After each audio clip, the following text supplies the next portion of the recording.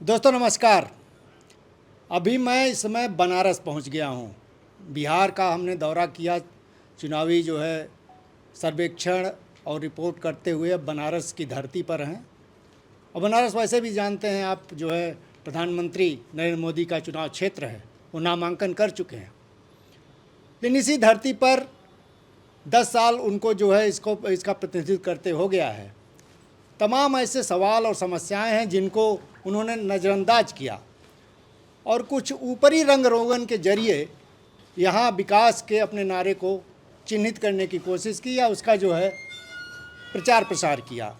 लेकिन अंदरूनी सच्चाई बनारस की बिल्कुल दूसरी है और बिगड़ी हुई है, चेहरा बिगड़ा हुआ है। उसकी कुछ झलकें आपको अलग अलग तरीके से मिल रही होंगी। लेकिन इसी चुनाव के दौरान बीएचयू के अंदर हृदय विभाग जो है यहाँ, उसके डॉक्टर प्रोफेसर ओम शंकर अनशन पर बैठे हैं। आज उनके अनशन का 8वां दिन हो गया है।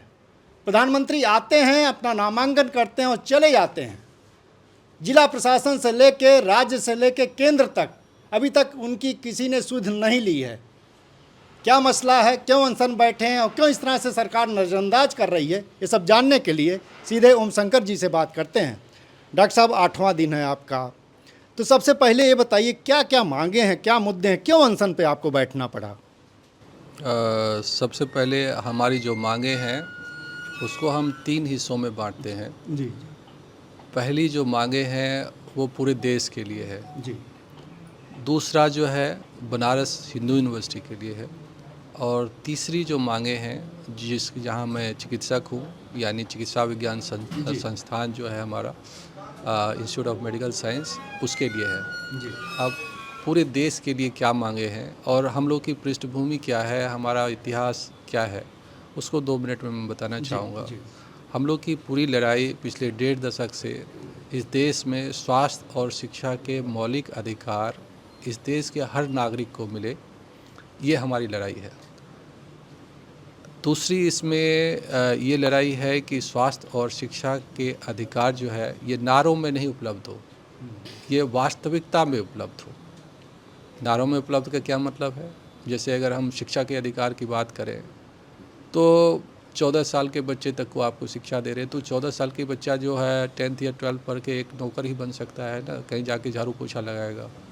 वो शिक्षा के कौन से मौलिक अधिकार हैं?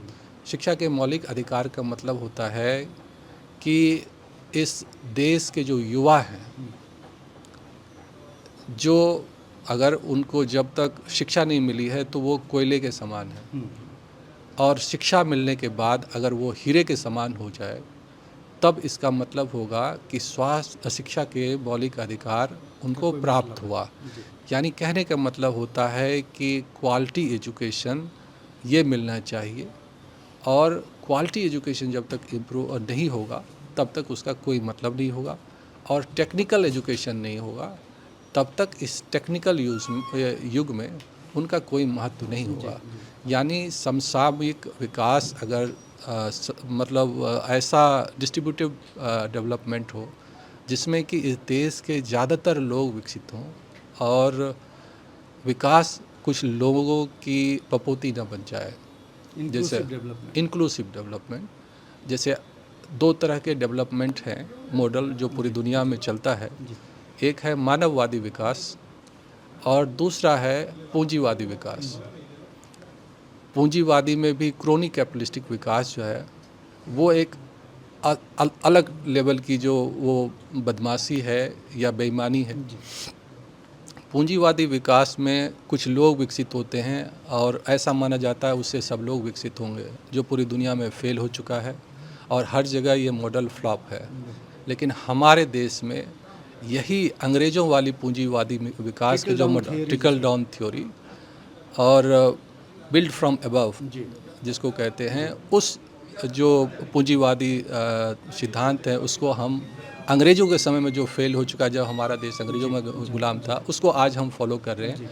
और सही मायने में आप कहें तो पूरा अंग्रेज़ वाला ही मॉडल आज हमारे देश के जो स्वदेशी अंग्रेज़ हैं उन्होंने अपना रखा है। तो कह रहे हैं कि उससे भी बड़ा गैप पैदा हो गया जो अंग्रेजों के दौर में था। एग्जैक्टली मैं वही कह रहा हूँ, क्योंकि जितना समय बीतेगा गैप उतना ही बढ़ता जाएगा। और उसका प्रमाण क्या है, इस स्वदेशी जो पूंजीवादी विकास है, अंग्रेजी विकास, उसमें दिक्कत क्या है कि इसमें यहाँ के लोग इन्वॉल्व हैं। वो बाहरी थे तो हम आसानी से उनके विरुद्ध जो है चिन्हित थे कि किन के विरुद्ध हमें लड़ना है। लेकिन इसमें क्या है कि हमें ये पता नहीं चलता, वो हमारी जो रंग रूप वेशभूषा संस्कृति उसमें मिलकर एक बाह्य आवरण बनाकर जो लुटेरे हैं वो कल्याणकारी अपने आप को बताते हैं, जो भक्षक हैं वो राष्ट्र के रक्षक दिखते हैं। और इस मॉडल ऑफ विकास में जहां आप देखेंगे पिछले 10 सालों के अंदर जो परिणाम हुआ है, उसमें कुछ लोग जो है पूरे देश को खरीद लिए हैं फिर से। यानी कि समाज जो गरीबों की, मजदूरों की और समाज की जो संपत्ति थी वो कुछ लोगों के हाथों में जाकर सिमट गई है। या यूँ कह सकते हैं कि सो कॉल जो ये ट्रिलियन इकोनॉमी वाली है, चाहे आपको 5 ट्रिलियन हो या 5 लाख ट्रिलियन हो, अगर इस देश के 80 करोड़ आबादी के पास अगर हाथ में सिर्फ कटोरा हो और उनको आप एहसान बताएं, और एहसान कैसे बताया जाता है कि जैसे पैसे आपके जमा बैंक में अकाउंट आपके, निकालूं मैं, आप ही का सामान आपसे खरीद लूं और ये कहूं कि मैं जो हूं विकसित हो रहा हूं और इस देश को विकसित कर रहा हूं, ये विकास है या लूट है, ये समझने की बहुत ज़्यादा आवश्यकता है। और जिस व्यक्ति यानी टैक्स पेयर, ये जो भी किसी को पैसे दिए जाते हैं किसी भी राष्ट्र की बाउंड्री के अंदर, उसका जो बेसिक बजट का क्या मतलब होता है, जो उनके विकास के लिए जो बनाई जाती है, उसमें अगर 100 रुपये के आप विकास को किस 100 रुपया मान लीजिए टोटल बजट है, तो उसको किस मद में किस तरह से डिस्ट्रीब्यूट करेंगे, वही डिस्ट्रीब्यूशन डिसाइड करेगा कि समाज में कुछ लोग विकसित होंगे या सब लोग विकसित, पूरा समाज विकसित होगा। तो पूरा समाज विकसित करने के लिए जो मॉडल है वो है शिक्षा और स्वास्थ्य के मौलिक अधिकार। और मौलिक अधिकार का मतलब हमने समझा दिया कि ये नहीं कि 14वीं तक पढ़ा दिया तो मौलिक अधिकार हुआ। जब मानव पूंजी का निर्माण होगा, कोयले को हीरे में बदला जाएगा, तब वो शिक्षा जो है इस देश में गरीबी भूखमरी खत्म करेगी और समाज में इंडिपेंडेंस पैदा करेगा। और वो जो व्यक्ति होगा वो खुद कभी गरीब हो ही नहीं सकता। जैसे मान लिया जाए आज मैं एक पढ़ा लिखा टेक्निकली एम्पावर्ड व्यक्ति हूँ, आज अगर सरकार कहे कि मैं आपके जो डॉक्टर की डिग्री छीन लेता हूँ और आपको मैं नौकरी से निकाल देता हूँ, तब भी अगर मैं गांव में भी मेरे पास हुनर है, ये हुनर भले नहीं है, जो हुनर मतलब ज्ञान है, मतलब मैं समझता हूँ शिक्षा का मतलब ये होना चाहिए कि सही और गलत के बीच अगर आप लाइन खींचकर बता सकते हैं कि जो सामने वाला कह रहा है वो सही है या गलत, ये भावना या सामने वाला लिखी हुई सेंटेंस के इन बिटवीन द सेंटेंस आप पढ़ सकते हैं और समझ सकते हैं, वो भी समझ सकते हैं जो उन्होंने नहीं कहा। मैं अगले सवाल पर अभी आ रहा हूँ। ये बताइए, तो बहुत बड़ा मुद्दा आप उठा रहे हैं, पूरे पॉलिसी का, पूरे सिस्टम का, पूरी व्यवस्था कैसे चल रही है, सरकारें कैसे चल रही हैं, तो ये तो बहुत बड़ी मांग से जुड़ जाती है।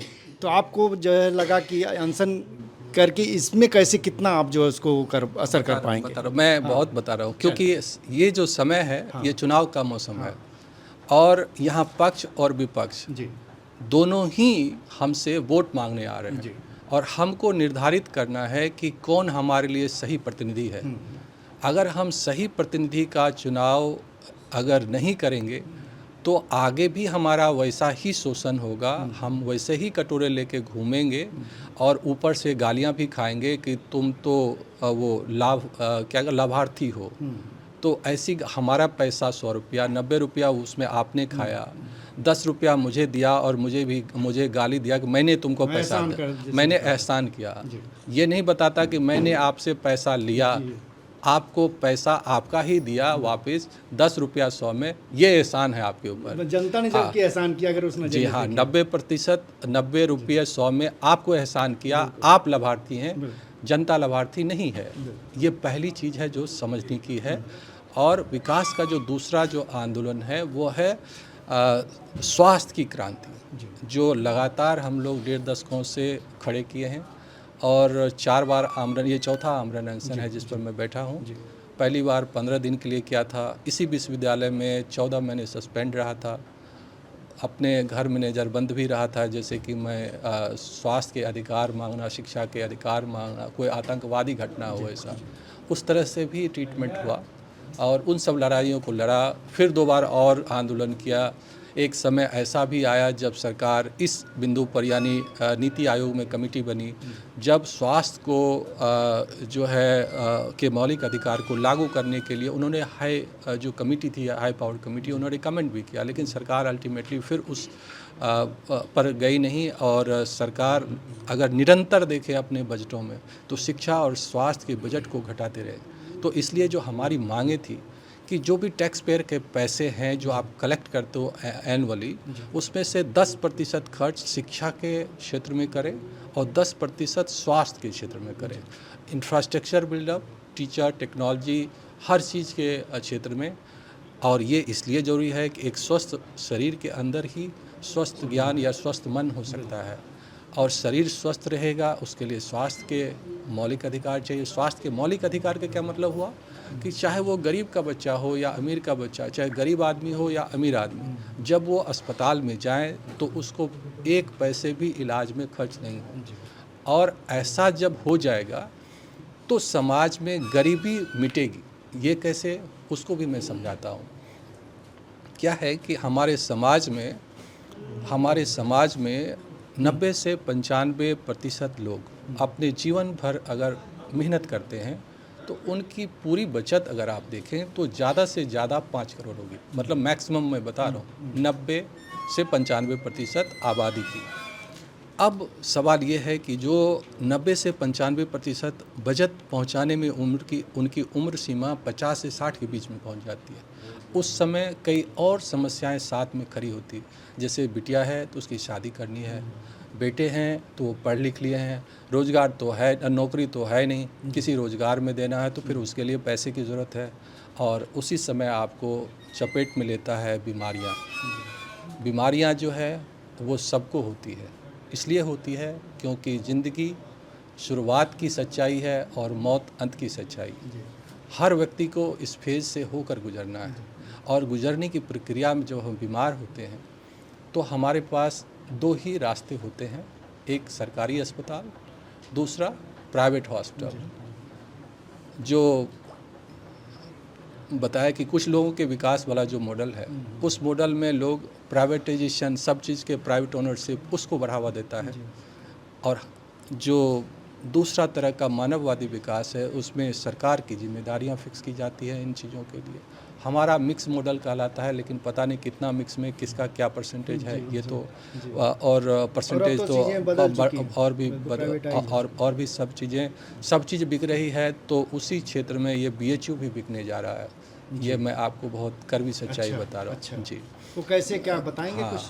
तो अब पहले तो मैंने बताया कि ये, और शिक्षा कैसे गरीबी मिटाती है ये तो बताया कि वो पैसे अगर पहले स्वास्थ्य कैसे गरीबी मिटाती है। जैसे आप बीमार हुए, निजी अस्पताल में गए, 5 दिन भर्ती रहे, 5 लाख गया। जीवन भर की कमाई यानी विकास की सीढ़ी जो जीरो से आपने इस मुकाम तक लेकर आया था, वो वहाँ से धराम से फिर जीरो।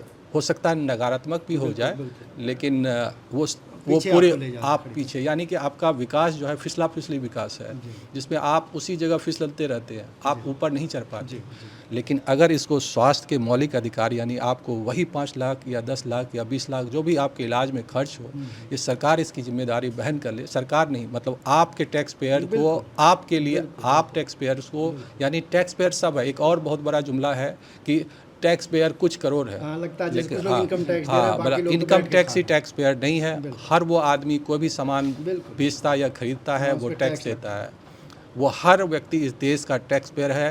ये सरकार या पूंजीपतियों द्वारा चलाए जाने वाला सबसे बड़ा झूठ और जुमला है कि कुछ लोग टैक्स पेयर है। हर लोग टैक्स पेयर है और उसी का पैसा उन्हीं को देना है, लेकिन उसको डिस्ट्रीब्यूशन के तोप खरीदने में लगाएंगे या चांद पे चढ़ने में लगाएंगे, या आम आदमी को रोटी कपड़ा मकान और उनको ज़िंदा रखने के स्वास्थ्य और शिक्षा की मूल वो चीज़ें हैं आप उपलब्ध कराएंगे।